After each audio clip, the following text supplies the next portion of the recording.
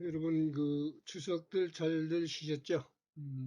근무 시간에는 이제 동양과 서양의 전략 사상에서 음, 손자와 크라우제비치를 비교하는 제 5장 내용이 되겠습니다. 그래서 손자는 여러분들 잘 아시다시피 동양의 춘추 전국 시대 말기에 손무라고 하는 사람으로 어떤 동양의 대표적인 전쟁 이론가이자 전략 사상가이죠. 근데 크라우제비치는 1700년대 그래서 1831년도가 죽었으니까 19세기 초반 나폴레옹 전쟁에 참전했던 프로이센의 이제 장군으로서 그 당시 전쟁의 어떤 특성을 발견하고 과학적인 변증법적인 그런 방법론을 통해서 근대 전쟁의 어떤 성격을 규명해낸 어떤 전쟁 연구의 새로운 장을 열은 그런 서양의 전략가죠. 그래서 서양의 전략가와 동양의 전략가를 비교해 볼 때 이 전략 사상과 이론이 어떻게 다르냐 이거를 이제 비교해 보는 그런 장이라는 겁니다. 그래서 하여튼 그렇게 이걸 비교하는 이유는 하여튼 동양의 전략 사상과 서양의 전략 사상이 대표적인 것이 손자와 크루제비치의 사상인데 이것이 어떻게 다를까 이제 비교해 보는 거겠죠. 그래서 그 순서는 지금 교재에서 얘기한 대로 이제 전략 사상으로부터 중심, 정보, 그다음에 기만과 기습 몇 가지 이렇게 이제 봐서 이제 지금 하고 있어요. 우선 동서양을 구분을 해보면은 동양은 그 오리엔트 말로 서양은 억시덴트 뭐 이렇게 얘기하는데 이거는 라틴어 오리엔스에서 해가 뜨는 방향의 해돋이 동양 동방 뭐 이렇게 표현이 된 것이고 그래서 이제 또 이스트 뭐 이렇게 보는 거죠. 그다음에 이제 악시덴트는 라틴어의 해가 지는 방향 그래서 서방 서양 더 웨스트 뭐 이렇게 이제 구분이 된다고 이제 어원적은 그렇게 돼 있죠. 그럼 이제 과연 그러면은 이 동양과 서양을 어디로 구분을 줘서 볼 것인가라고 하는 겁니다. 그 동서양 경계가 어디냐? 그래서 고대 그리스인들은 지중해를 경계로 해서 동쪽이라고 보고 자기들이 기준이니까 나머지는 서쪽이라고 봤어요. 그래서 페르시아하고 최초의 동서양의 전쟁이라고 했잖아요. 페르시아하고 또 저기 그리스하고 싸우는 것을. 그 이제 로마 시대에는 제국 내에 로마 영토가 좀 넓어졌잖아요. 그러다 보니까 제국 내에 외부 동쪽의 모든 나라를 이제 동방이라고 본 거죠. 그 로마가 분열이 되면서 이제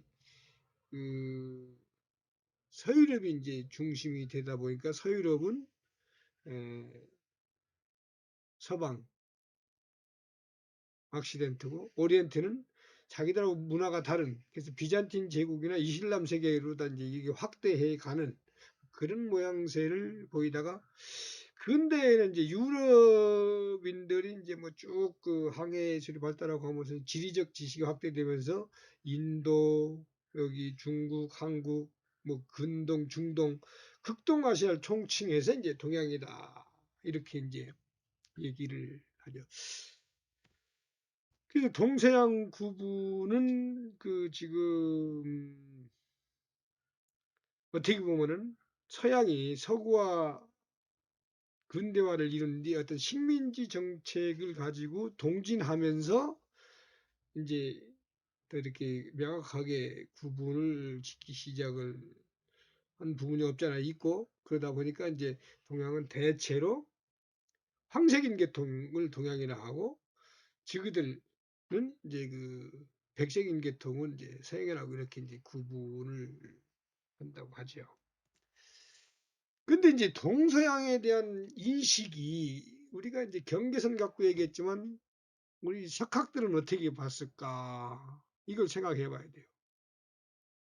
괴테는 스스로 알고 타자를 아는 자는, 나를 알고 타자, 동양을 아는 자는 동양과 서양이 분리될 수 없다는 것을 알 것이다. 좀 어려운 얘기 같죠? 근데 이 키플링은 동양은 동양이요 서양은 서양, 그들은 결코 만날 수 없으니 신의 위대한 심판의 자리에 그 하늘과 땅이 피서게 될 때까지는 같을 수가 없다는 거지. 이 괴테하고 키플링, 저는 좀 반대 인식을 갖고 있는 것 같죠.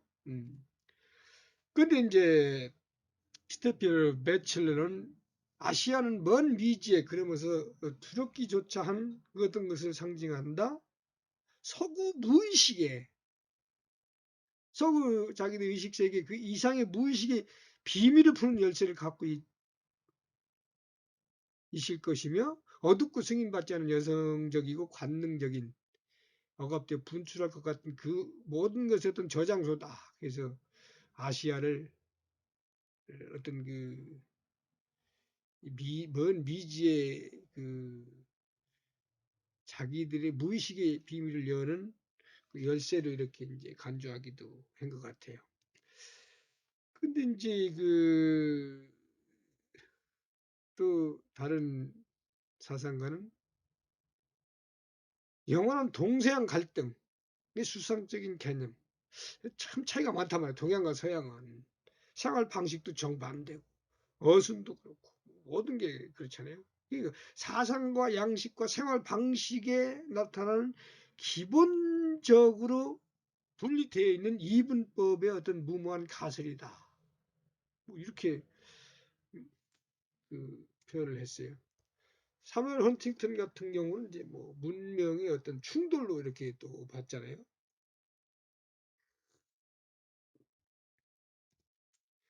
그래서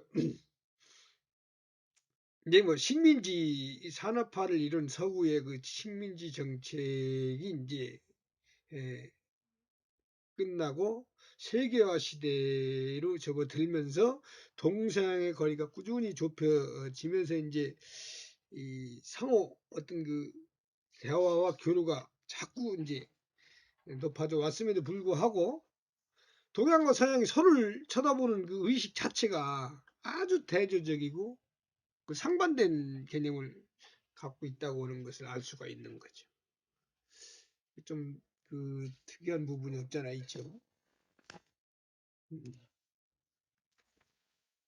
그러면은 동양과 서양의 전략 사상의 어떤 전략과 사상에서 어떤 문제가 있을까 한번 생각을 해볼 필요가 있죠. 동양에서는 전쟁할 때 대부분이 동일 민족 간의 전쟁들이 많죠. 그러다 보니까 왕권을 서로 누가 차지하는 그 교체가 목적이야. 예. 또 왕권만 넘겨받으면은 또 군대나 백성들을 살상할 이유가 없는 거죠. 왜 그러냐면은 그래야 자기가 그 나라를 다스릴 때 그 백성들이 민심을 또 계속 유지해야 되기 때문에.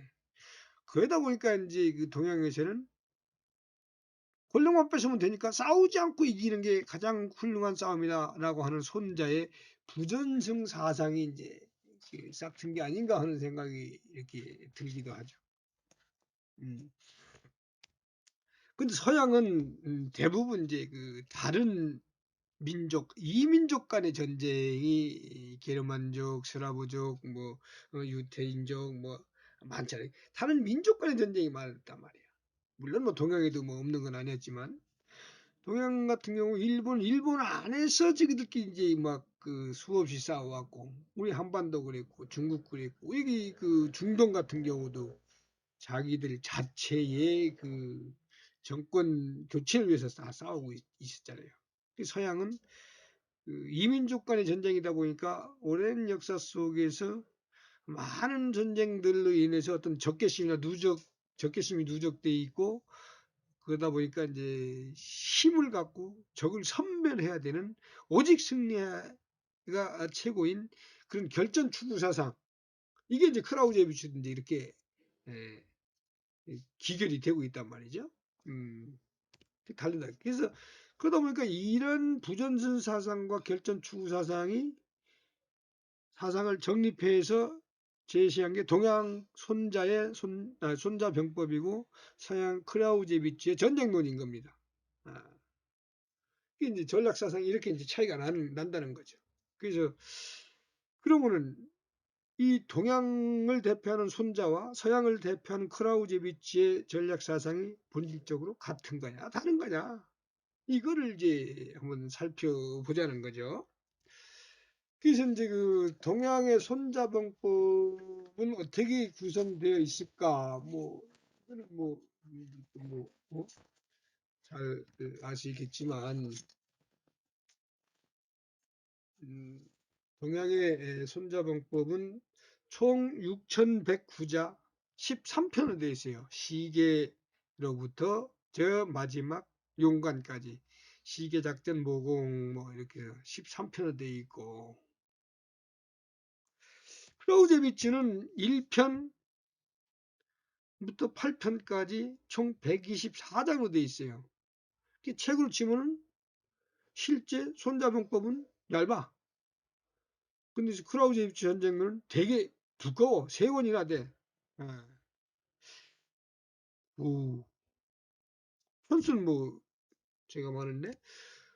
그래서 이제 이거를 손자하고 크라우제비츠를 이렇게 비교해 보면은, 손자는 2500년 전 제나라 사람이고, 오자서의 추천을 받아서 손자병법을 가지고 오나라 왕 함리에게 발탁돼 갖고 전군을 지휘해 가지고 초나라, 진나라, 제나라, 월나라를 격파하는 등 전공을 직접 세우면서 오나라가 이제 중원에 이제 패자를 이렇게 등극을 하게 되죠. 그래서 손자병법은 요게 주관입니다. 요게 주관. 그 대나무 거기다 짠 이것이 이제 하도 손자병법이 많으니까, 요새는 36개도 손자병법이 있다 할 정도니까 80여 개가 되는데 현재 30여 개가 전하고 있죠. 그래서 저자가 선빈이다, 손무다, 여러 가지 말이 있는데, 하여튼 1972년도에 이제 중국 산동성 고분에서 발견된 그 주간의 어떤 그 내용을 볼 때, 이게 손무가 지은 것이 맞다고 이렇게 이제 결론이 내려지게 돼서 이제 손무의 손자병법 이렇게 이야기를 하고 있습니다. 크라우제비츠는 1780년도에 태어나갖고 브레이슨 장군이었고, 베를린 군사학교장 하면서 전쟁학교장 하면서 이 전쟁론을 집필을 했죠. 그래서 손자의 그 부전이 구린 지병, 전승후 구전. 그래서 이건 이제 부전승 사상이에요. 싸우지 않고 적을 굴복시키는 것이, 그 다음에 싸우기 전에 적을 이겨놓고 전쟁을 구하는 것이, 이런 전략 사상은 부전승 사상이죠. 크라우제비츠 결전을 추구해야 된다. 결전 추구 사상과 같은 거냐 다른 거냐 이런 걸 이제 검토해 보는 거죠. 그래서 우선 이런 것들을 검토해 보기 전에 이제 손자와 크라우제비츠의 길에 따른 어떤 그 접근 방법과 분석 수준, 이런 걸 한번 살펴보도록 하죠. 손자는 어떤 그 논리적인 과정이나 이래서 그렇다, 저렇기 때문에 이렇게 해야 된다라고 하는 그런 과정이 생략되고 어떤 결론만 갖고 얘기해요. 군주나 지휘관의 같은 그 지침을 주는 뭐 교범적인 뭐 그런 그 접근 방법을 택하고 있거든요.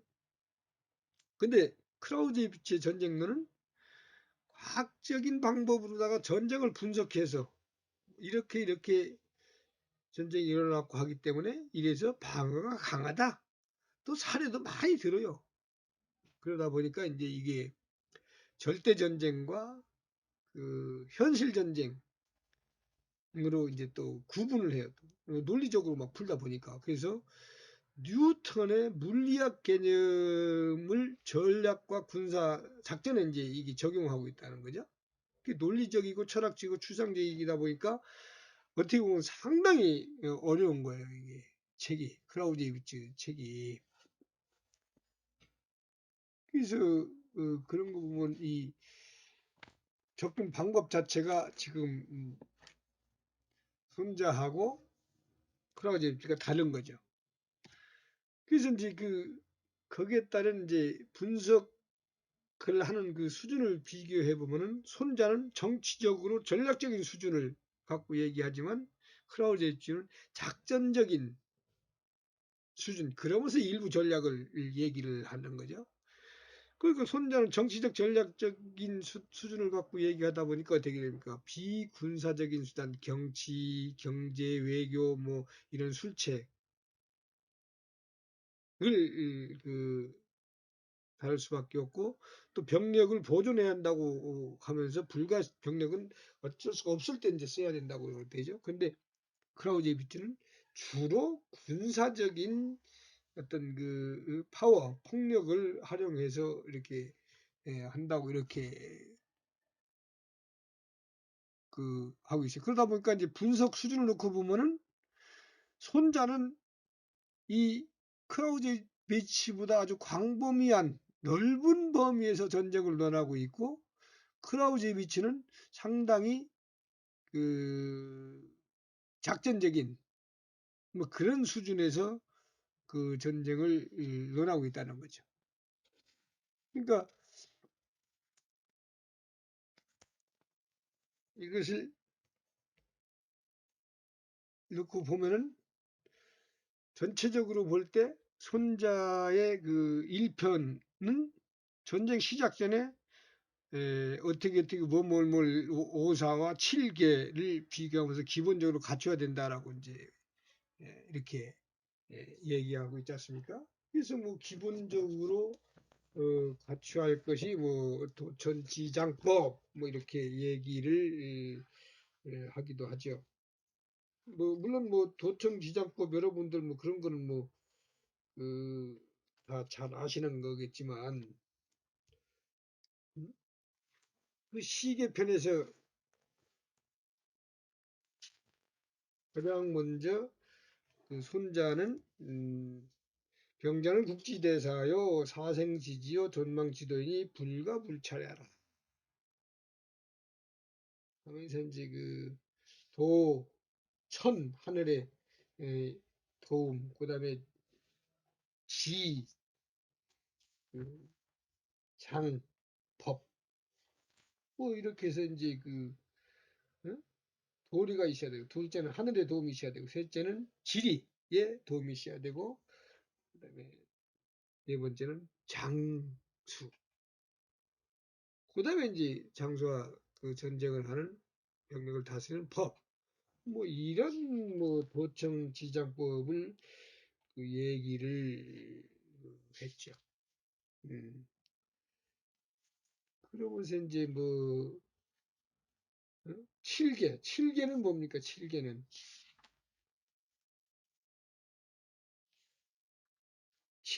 뭐 양편을 비교해서 뭐 임금, 도장, 천, 지, 법, 그다음에 군대, 그다음에 훈련, 상벌 뭐 이런 것까지 해서 이제 7개라고 보는데 이제 오사가 이제 기본인 거죠. 이제 2편 작전에서는 그다음에 이제 전쟁은 어떤 군대에 막대한 경비가 들어가니까 속전속결로 해야 된다라고 하면서 이제 그런 걸 강조를 하고 있고 3편 모공편에서는 부전이 구린 지병 그래서 부전승 사상을 얘기를 하고 있어요. 근데 4편과 13편에서 보면은 이제 이 앞에서 이런 거 1편부터 3편까지는 어떤 그 정치적 전략적 그 분석인데 13편까지는 이제 전쟁하고 시작을 하면은 병력을 집중하고 상대 병력을 분산해서 이제 이겨야 되는 결전을 추구하는 뭐 이런 사상을 그 지금 제기를 하고 있는 거거든요. 그러다 보니까 이제 전쟁론에서는 그 어떻게 하고 있냐면은 이 손자와 달리 전략적 작전적 분석을 하고 있어요. 작전적 분석. 그래서 정치적 수준, 정치와 전쟁과의 관계를 한정하고 전략적 정치적 수준을 이제 얘기하고 이것은 좀 한정해서 얘기하고 전략적 차원은 그렇게 정치하고 관련해서 얘기를 하지 큰 비중을 차지 않습니다. 전쟁 수행 자체만을 갖고 얘기를 하는 게 많아요.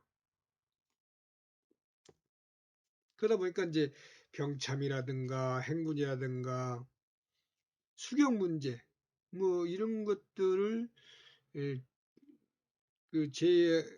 한 오직 작전적 차원에서 전쟁 수행을 어떻게 할 것이냐 이런 것들에 대해서 분석을 하고 그걸 하다 보니까 결정적인 전투를 통해서 승리를 추구한다고 하는 그 적부대 격렬이 최우선이니까 그래서 손자의 이 부전승 사상과 어떻게 보면 이제 손자는 뭐 부전승 사상이라고 했는데 전쟁이 발발하고 나면은 상대의 병력을 분산시키고 내 병력을 집중해서 결전을 추구하는 거라고 보면은 이 손자하고 누굽니까 여기 크라우제비치하고 서로 다른 게 아니다. 접근 방법과 분석의 수준의 차이일 뿐이지 같다. 라고 얘기를 할 수 있는 거죠.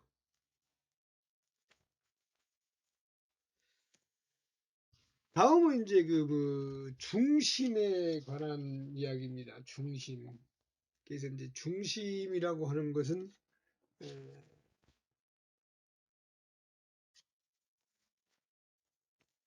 전략가들이 아주 관심을 제일 많이 갖는 거죠. 그래서 중심을 무너뜨려야 적을 무너뜨리니까.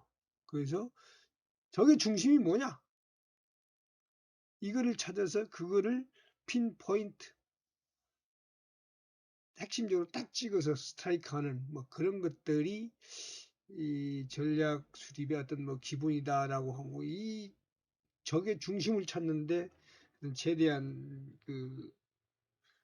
중점을 센터 오브 그래비티네. 그래서 손자는 이 중심을 지휘관의 경험과 직관으로 찾아내는데 그게 적의 강점과 약점을 잘 찾아서 찍어내는 거라는 거고 그다음에 이제 크라우제비치는 전략론을 위해서 이제 뉴턴의 물리학 개념으로 이제 중심을 크라우제비치는 제시를 하고 있어요. 그래서 이것은 지금 잘 한번 살펴볼 필요가 있는데 그래서 이 중심은 사실은 그 전까지는 뭐 중심이다 아니다 이런 얘기를 하기 전에 이게 크라우제비치가 이제 얘기를 하면서 이제 유명해진 말이고 손자한테는 뭐 중심이다 이런 얘기는 없어요 사실. 그런데 따지고 보면은 적의 강점과 약점 손자가 얘기한 그것이 이제 중심이다 이렇게 이제 볼 수가 있는 거죠. 그래서 이것을 어떻게 찾아낼 거냐 하는 것을 가지고 이제 얘기하는 것이 이제 해당이 되겠습니다. 이게 이제 그 시스템상 한 번에 오래 못하니까 여기서 끝내고 다음 저걸 하도록 그렇게 하겠습니다.